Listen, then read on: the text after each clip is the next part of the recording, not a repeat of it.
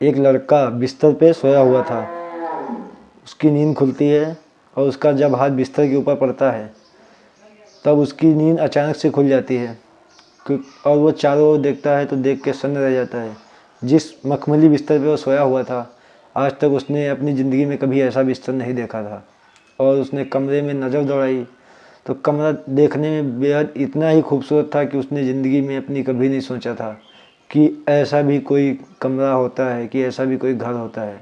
और वहीं बाजू में एक सोफ़ा पड़ा हुआ था जिस पे 4 लड़कियां बैठी हुई थी और उन्होंने केवल अंडरगारमेंट पहने हुए थे, उनके बदन पे कोई कपड़े नहीं थे।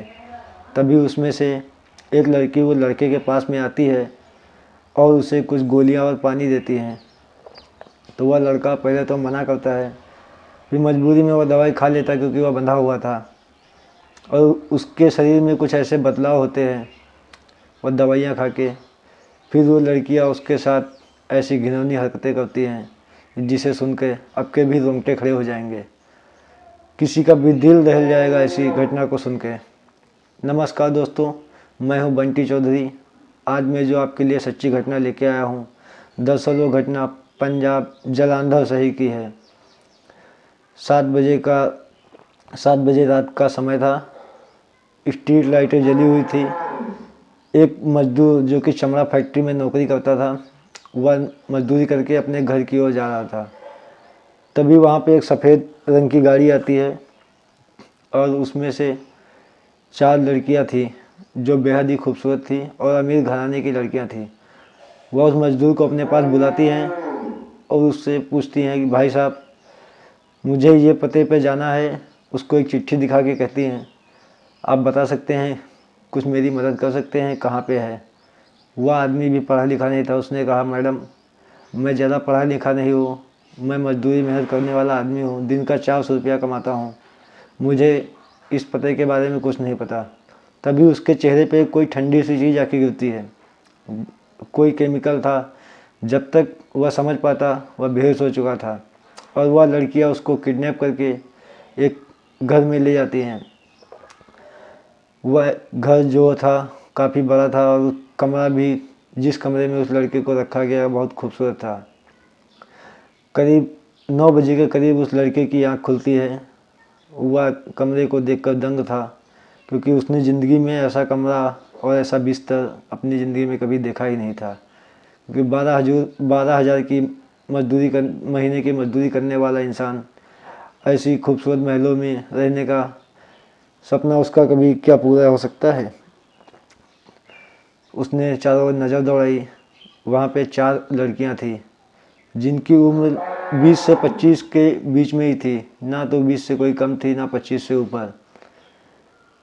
उसमें से एक लड़की उसके पास आती है और उसको गोली देती है खाने को और पानी देती है। तो वो लड़का मना करता है, लेकिन वह लड़का बंधा हुआ था, वो कुछ कर भी नहीं सकता था। तभी वो लड़कियों ने उससे कहा कि जो कह रही हो वो करो, वरना मैं तुम्हारा ऐसा हश्र करूँगी कि पूरी ज़िंदगी तुम भूल नहीं पाओगे। मजबूरी में उस लड़के ने वो गोलियां खा ली और उसके शरीर में अजीब तरह के बदलाव होने शुरू हो जाते हैं। तभी वो लड़कियां अपने कपड़े उतारना शुरू कर देती हैं। वह पूरी तरह से निर्वस्त्र हो गई थी।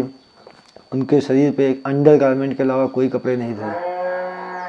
वह सोफे पर बैठकर वहीं रखी हुई शराब पीती है और फिर उस लड़के के साथ ऐसी ऐसी हरकतें करती हैं जो उस लड़के को पसंद नहीं थी।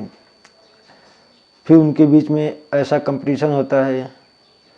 वह लड़के का बलात्कार कर रही थी और उन सबके बीच में ऐसा कंपटीशन था कि कौन किससे बेहतर कर पाएगा।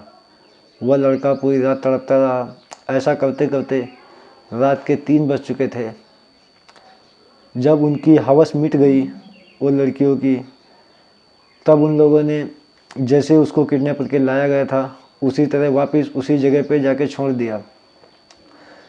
जब सुबह में उस लड़के की नींद खुलती है और वो उठता है वहाँ से, तब वह थाने जाता है, जो नज़दीकी थाना होता है। और थाने के अंदर घुसने ही वाला था कि वह वापस वहीं से चला आता है।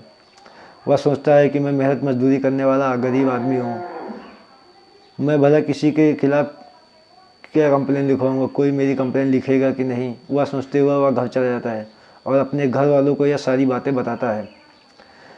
घर वाले भी ऐसी बातें सुन के सन्न रह गए थे। तभी कुछ दिनों बाद ये खबर मीडिया, अखबारों और ऐसे हर एक सोशल मीडिया प्लेटफॉर्म पे फैलनी शुरू हो गई। जब पुलिस को इस घटना का पता चला तब वह पुलिस उन लड़कों के पास गई और उनसे कहती है कि तुमने कभी एफआईआर क्यों नहीं करी। तो उसके घर वाले कहते हैं कि साहब, हम गरीब आदमी हैं, हमारा लड़का या हमारा पति जो बच गया है हमारे लिए वही काफ़ी है। हम शुक्र मनाते हैं कि उन लड़कियों ने इसके साथ कुछ ज़्यादा बुरा नहीं किया, उसका शारीरिक शोषण करके ही उसे छोड़ दिया। अगर वह आज ज़्यादा कुछ करती तो हो सकता है वो उनके बीच में आज होता भी नहीं। पुलिस वाले भी ऐसी बातें सुन के दंग थे कि आखिरकार वो कौन सी लड़कियां हैं जिन्होंने उसके साथ ऐसा बुरा बर्ताव किया। पुलिस काफ़ी कुछ जानना चाहती थी, लोग भी जानने को आतुर थे कि वो कौन सी लड़कियां हैं और वह घर कौन सा है, कौन सी गाड़ी है जिससे वह उसको ले गई थी। पुलिस ने काफ़ी तलाश करने की कोशिश की कि आखिर वह कौन सी सफ़ेद रंग की गाड़ी थी, लेकिन आज तक भी पुलिस को और किसी को यह पता नहीं चला कि वह लड़कियां कौन थी। पुलिस ने बहुत जानने का प्रयास किया कि क्या उन्होंने इससे पहले भी किसी के साथ ऐसा किया या यह पहला घटना थी। दोस्तों, ऐसी कहानी सुनाने का हमारा उद्देश्य किसी का दिल दुखाने का नहीं है, बल्कि आपको सचेत करना है, आपको जागरूक करना है। आप जहाँ भी रहें सुरक्षित रहें, सतर्क रहें। उन लड़कियों की हैवानियत जो इतनी बढ़ी हुई थी कि उन्होंने एक मजदूर तक को नहीं छोड़ा।